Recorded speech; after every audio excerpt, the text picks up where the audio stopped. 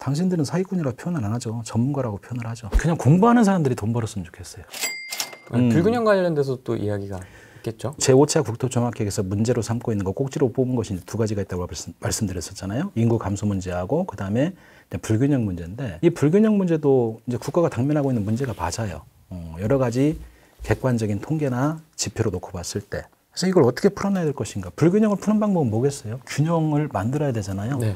균형을 만들려면 거꾸로 한쪽을 지원을 해줘야 되겠죠. 그래서 이제 그런 정책들을 펴요. 첫 번째, 우리 경기도를 놓고 볼게요. 경기도가 수도권이잖아요. 네. 수도권이 중요한 이유가 뭐냐면 우리나라 인구의 2분의 1이 수도권에 살고 있어요. 사실은 그래서 수도권 땅값이 제일 비싼 거예요. 그런데 똑같은 수도권인데 이 경기 동북부하고 경기 서남부가 너무 격차가 심하다는 거예요. 사실은 격차가 있으면 안 되는 게 원칙이거든요. 이게 무슨 뜻이냐면 국토종합계획 밑에 수도권 정비계획이라는 게 있어요. 이 수도권 정비계획의 개념을 말씀드려 볼게요. 수도권 정비계획은 수도권 내에서 인구와 산업을 어떻게 배치할 것인지를 정하는 계획이에요. 그럼 인구하고 산업은 부동산 가치하고 밀접한 관련이 있죠. 네. 그럼 결국 수도권 정비계획은 부동산 가치가 어디가 오를 것인지를 정하는 계획. 이렇게 풀었을 수 있겠네요. 맞죠? 네. 인구와 산업을 어떻게 배치할 것인지를 정하는 계획이니까. 그러면서 수도권 정비계획에서 수도권을 3개의 권역으로 나눠요. 첫 번째 과밀억제 권역, 그다음에 성장관리 권역, 자연보전 권역. 네. 이런 용어는 들어보셨잖아요. 네. 우리가 주택임대차 보호법을 공부할 때도 과밀억제 권역이 나오니까. 이 과밀억제 권역 별거 아니고요. 과도하게 밀집돼 있다는 거예요. 인구와 산업이 과도하게 밀집돼 있어요. 그럼 뭐가 필요하겠어요? 분산이 필요하죠. 그래서 인구와 산업이 과도하게 밀집되어 있기 때문에 분산이 필요한 지역이에요. 이게 과밀억제 권역이고. 그럼 거꾸로 얘기하면 과밀억제 권역에는 아까 제가 말씀 올린 인구 집중 유발 정책을 쓸 수 있을까요? 없을까요? 안 되죠. 없죠. 네. 그래서 대규모 신도시 못 들어가죠. 과밀억제 권역에. 그리고 산업단지, 대규모 산업단지 들어갈 수가 없고, 그다음에 새로운 대학교 만들어질 수 없고. 그러니까 새로운 대학교 만들어지는 것이 다 어디로 있다고요? 성장관리 권역 넘어가 있잖아요. 맞잖아요. 네. 그러니까 계획만 읽어보면 그런 것들 다 예측할 수 있어요. 그게 뉴스에 나와가지고 어디에 무슨 대학교 온대. 그 전에 계획에 다 써 있는 건데 성장관리에 들어갈 수밖에 없다는 걸 알고 있다면 맞잖아요. 성장관리는 뭐냐면 과밀억제에서 분산되는 인구와 산업을 수용하기 위한 권역이에요. 그럼 과밀억제에서 분산되는 인구와 산업을 수용한다는 것은 거꾸로 얘기하면 인구가 그만큼 유입된다는 얘기죠. 그럼 부동산 가치 측면에서 봤을 때는 가치가 오를 가능성이 농후한 지역이잖아요. 그럼 결국에 땅값만 놓고 봤을 때는 과밀억제는 과밀억제대로 투자 포인트가 따로 있겠지만 과밀억제 투자 포인트는 어디냐면 사실은 여기는 인구와 산업이 집중될 일은 없잖아요. 그럼 투자하면 안 되겠네? 아니죠. 환경이 바뀌는 것들 투자하면 되겠죠. 과밀억제는 이미 도시화가 형성된 곳이기 때문에 그 도시화가 형성되면서 정비 기반시설의 정비가 필요하고 노후불량 건축물이 많아지면 철거하고 재건축이 해야 되겠죠. 이런 과밀억제 권역에서는 정비 사업이 진행되는 것, 재개발, 재건축이 진행되는 곳이 투자 포인트가 될 것이고, 성장관리 권역은 말 그대로 여기서 인구와 산업이 이제 분산되는 거 수용하는 지역이니까 어디에 신도시가 만들어지고 어디에 산단이 만들어지는가 이게 중요한 거죠. 결론만 얘기하면 성장관리 권역은 땅값이 오를 지역이에요.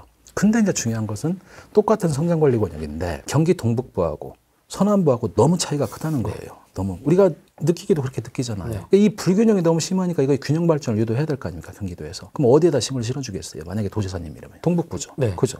그럼 동북부는 여태까지 왜 서남부하고 이렇게 차이가 있을 수밖에 없는가? 부동산 가치가 오르려면 뭐가 가야 된다고 그랬어요? 신도시도 들어가고 산단도 들어가고. 그럼 신도시나 산단에 들어간다는 것 자체가 개발이잖아요. 네. 맞죠? 논밖에 없었고 임야밖에 없었는데 논이나 임야의 용도와 다른 용도로 사용하는 거니까 개발이잖아요. 네. 근데 개발을 하기 위해서 개발행위 허가도 받아야 될 거 아닙니까? 근데 이 동북부 같은 경우는 규제가 너무 심하다 보니까 이 규제가 뭐가 있었냐면 상수원과 관련된 규제도 있었고 군사와 관련된 규제도 있었고 그렇죠. 그러다 보니까 개발 행역을 받기가 쉽지가 않고 그러다 보니까 이쪽만 개발이 된 거예요. 그럼 균형 발전 이루려면 어떻게 하면 되겠어요? 이 규제를 풀어줘야 되겠죠. 그래서 제5차 국토종합계획을 쭉 읽어보면은 경기 동북부와 관련된 규제를 합리적으로 개선하겠다. 합리적으로 개선하겠다. 이 표현들이 굉장히 많이 나와요.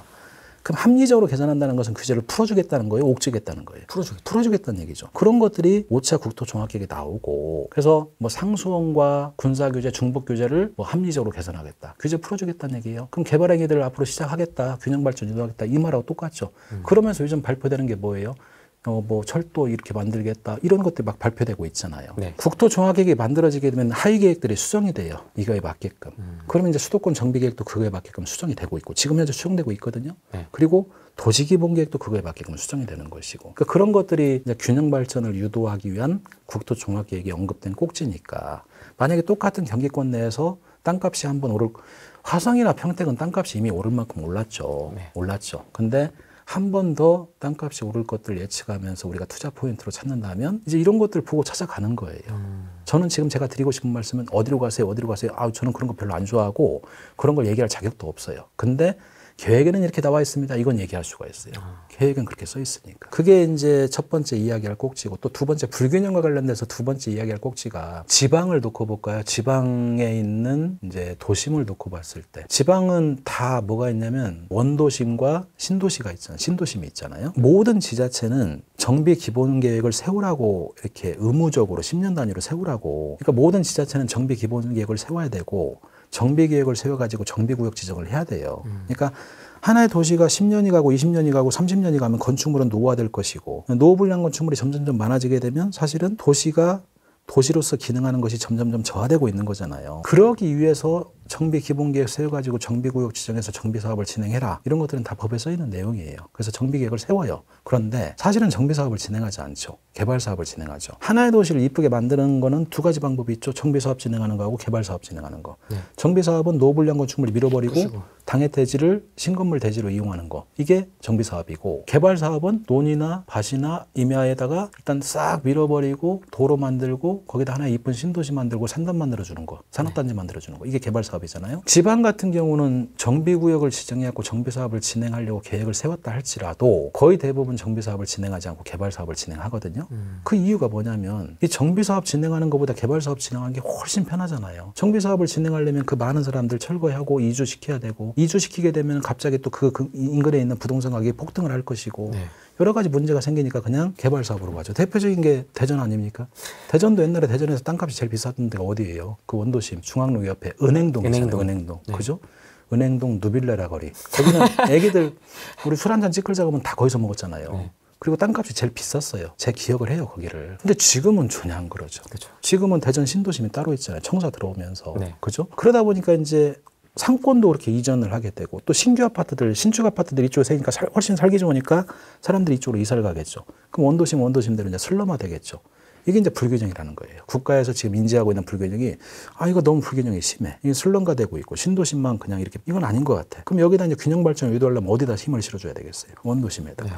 그래서 원도심에다 힘을 실어주기 위해서는 그럼 싹 밀고 새로 지어? 아니에요. 정비사업으로 가버리면 폐해가, 그러니까 정비사업은 순기능도 많지만 역기능도 많아요. 아시잖아요. 네. 밀고 새로 지려면 일단은 이주가 수반돼야 되다 보고 이주가 수반된다는 것은 부동산 가격 폭등을 유발시키는 요인이 되는 거예요. 그러다 보니까 관에서 이런 작업을 진행하고 이런 사업을 진행할 때는 뭐 그런 것들을 심각하게 고민할 수밖에 없는 거죠. 그래서 요즘 대안으로 나온 게 뭡니까? 정비사업이 아니고 재생사업이 대안으로 나왔죠. 네. 재생사업은 부시고 이주할 필요가 없잖아요. 그래서 재생사업 선도구역이 도대체 어디고 재생사업 뉴딜 정책이 도대체 뭐고 요즘 나오는 단어들이 그런 단어들이잖아요. 그러니까 원도심과 신도심의 불균형 격차를 해소하기 위해서 국가에서 지금 밀고 있는 것은 재생사업 꼭지를 가지고 원도심에 힘을 실어주고 있다.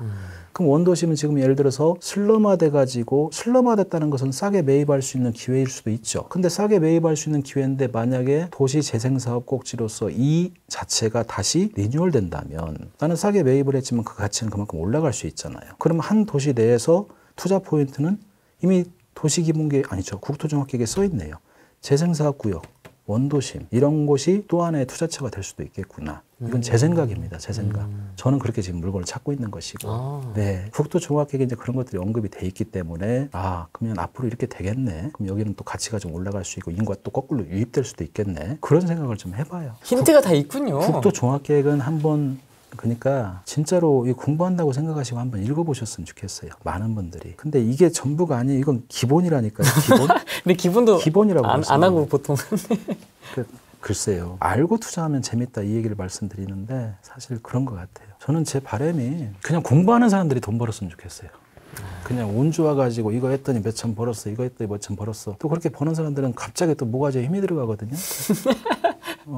그네들을 뭐 비하고자 그런 게 아니고 네. 모든 게 다 똑같지 않습니까? 부동산 투자뿐만이 아니고 아까 제가 운동을 가지고 검도, 유도 가지고 예를 들었는데 기본기가 탄탄하면 오래 써먹을 수가 있어요. 이건 내 기술이니까. 그리고 기본기가 탄탄하면 내가 흔들리지가 않아요. 결국 그 기본기라는 게 뭐냐면 공부죠, 공부. 그래서 저는 공부하는 사람이 돈 벌었으면 좋겠다. 그렇게 해야 부동산 경매판, 시행판, 분양판 얼마나 사자들이 많아요. 맞습니다. 어마무시하게 많잖아요, 사자들. 당신들은 사기꾼이라고 표현을 안 하죠. 전문가라고 표현을 하죠. 그 징글징글한 전문가란 표현. 예?